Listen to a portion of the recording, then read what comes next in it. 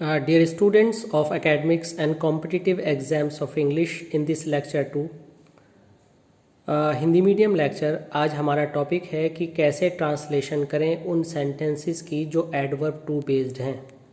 सबसे पहले हम जानना चाहेंगे कि एडवर्ब टू का मीनिंग होता क्या है। तो डियर स्टूडेंट्स, यहाँ पर आप जान लीजिए कि टू का अर्थ वेरी होता है, और लेकिन वेरी उस सेंस में जब वह अपनी सामान्य सीमा को पार कर जाए। वेरी वहाँ पर लगाया जाता है जहाँ पर नेगेटिव रिजल्ट की उम्मीद नहीं की जाती, बट टू वहाँ लगाया जाता है जहाँ पर हम अति की तरफ चलते हैं। टू मीन्स अत्यधिक, अत्यधिक मीन्स एक्सट्रीमली, बेइंतहा, बियॉन्ड द प्रॉपर लिमिट या नॉर्मल लिमिट भी आप इसका से मीनिंग मान सकते हैं। उदाहरण के तौर पर पहला सेंटेंस हमने लिया, वह कुछ ज़्यादा ही सुस्त है। तो आमतौर से जब हम ट्रांसलेशन करते हैं तो हम लिटरल सेंस पर ज़्यादा ध्यान देते हैं, जैसे कि हमने सोचा कुछ मीन्स सम, ज़्यादा मीन्स मोर, ही मीन्स ओनली और सम अदर सेंसेस, कुछ और भी हो सकते हैं। ऐसे इसकी ट्रांसलेशन नहीं बनेगी। इसकी ट्रांसलेशन आप जब बना पाएंगे जब आप टू की डिटेल्स जानते हों। तो सेंटेंस में कहा गया ही इज़ टू टायर्ड, तो टू का मतलब हो गया कि वेरी का वो लेवल जो कि अब खतरे में लाने वाला है, डेंजर जोन में जा रहा है। टू टायर्ड, बे इंतहा, बेहद टायर्ड, अर्थात कुछ ना कुछ नेगेटिव टर्म इसके आगे होगी, जैसे कि वह कुछ ज़्यादा ही सुस्त है, अर्थात अब काम करना उसके वश की बात नहीं है। कुछ ना कुछ अंडरस्टूड होता है जो एक्सपेक्टेशन देता है नेगेटिव एक्टिविटीज़ की या फेलियर की। आइए देखते हैं दूसरा सेंटेंस, वह इतना कमज़ोर है कि चल नहीं सकता। इस सेंटेंस में आप देखेंगे कि चलना और कमज़ोर होना दोनों एक ही व्यक्ति की तरफ इशारा कर रहे हैं।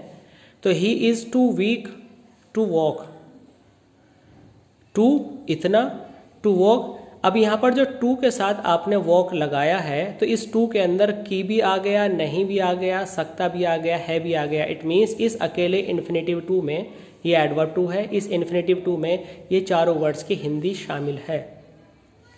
स्टूडेंट्स अक्सर इंग्लिश से जब हिंदी को पढ़ते हैं, इंग्लिश से हिंदी निकालते हैं, तो वो गिने चुने वर्ड्स में फंस जाते हैं और सोचते हैं ये टू का क्या मीनिंग है, इस TOO का क्या मीनिंग है, जबकि उन्हें ये जान लेना चाहिए कि टू का एक कंबाइंड मीनिंग है और टू का एक दूसरे पार्ट में एक कंबाइंड मीनिंग है।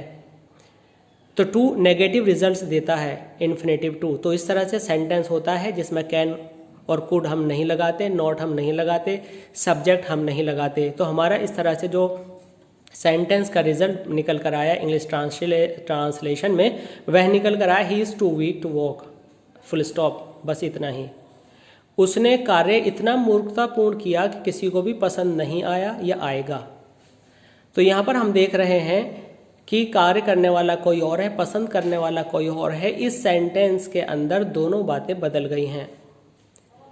ही performed his work too foolishly. अब सब्जेक्ट दूसरे पार्ट में बदल गया, तो हमने बताया था कि ऑब्जेक्ट लगा दीजिए फॉर लगा करके प्रीवियस क्लास में, या अब ये समझ लीजिए अगर आपने प्रीवियस क्लास नहीं देखी है कि आप फॉर लगाकर दूसरा वाला सब्जेक्ट लगा दें। अगर नाउन है तो एज इट इज़ लगेगा, अगर ये प्रोनाउन है तो ही का हिम हो जाएगा, आई का मी हो जाएगा। टू लाइक, तो हमारे ट्रांसलेशन हुई he performed his work too foolishly for everyone, यानी जो भी पसंद करने वाला है, फॉर के बाद उसको लिखना है। अगर ये प्रोनाउन में है तो मी और हिम लिखना है। टू लाइक आगे का पूरा सेंटेंस, टू के बाद फर्स्ट फॉर्म। इस सेंटेंस नंबर 4 में आप देखेंगे कि आप तो बहुत ही देरी से आए हैं। हमने इतनी बात कह करके अपनी बात छोड़ दी। आपको यह सेंटेंस नंबर पहले जैसा लग सकता है। इसमें आप तो बहुत ही देरी से आए हैं, ये दिखाने की कोशिश की है कि शब्द बदल सकते हैं, लेकिन अगर सेंस वही आ रहा है तो आप शब्दों के परिवर्तन पे न जाएं।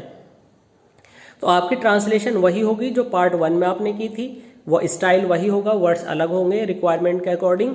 You are too late, it means कि अब आपको एंट्री नहीं दी जाएगी व्हाटएवर जो भी नतीजा आने वाला हो, बट नेगेटिव रिजल्ट्स एक्सपेक्टेड है।